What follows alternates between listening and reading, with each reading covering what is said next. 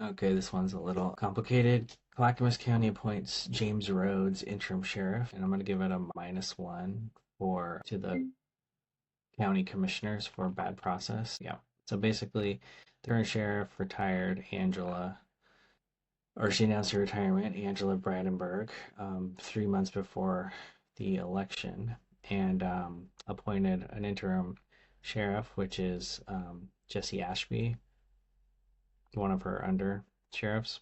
I don't have a picture of him. Anyway, and then the commissioners, as is their right, opted to install their own pick, who is this guy, James Rhodes, who's this gentleman here, as the temporary sheriff at the urging of the police union. And so the police union, Ben Wiley, who in the past had filed like lawsuits or complaints against the current sheriff, Angela, he's saying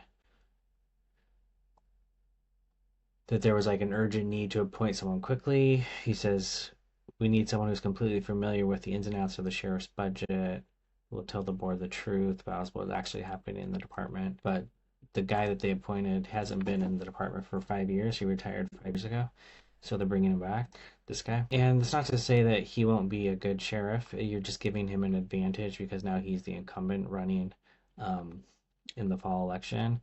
And then another guy announced shortly thereafter that he would also be running for it. This Brad O'Neill person will be also running for the sheriff position in the fall. So election will determine who is the sheriff, but the point of the matter is that failing to use an open process makes it look unfair and like they gave Rhodes an advantage when they didn't need to. I mean, there's no proof that there was any corruption or wrongdoing. It just looks bad. And then if you look at other recent places who've had to replace their sheriffs as well, like Deschutes County in 2025, they had an open process. 5 people applied. They interviewed them publicly. They chose someone. Lane County in 2025, the same thing. Marion County 2019, 2023, open processes both times.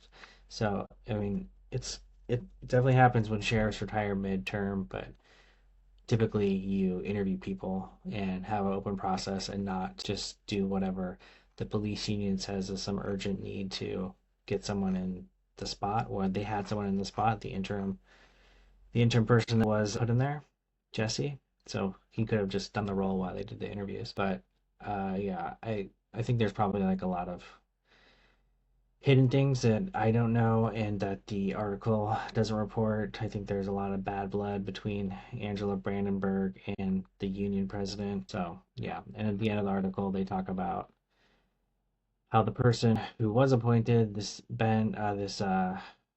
Rhodes, this guy, James Rhodes, was accused of some misconduct back in 2018, and then the county settled it, which doesn't mean guilty, but it could mean guilty, and then he was demoted after that and then retired. And when he retired, the current head of Clackamas County Commission was the head of, he was the sheriff.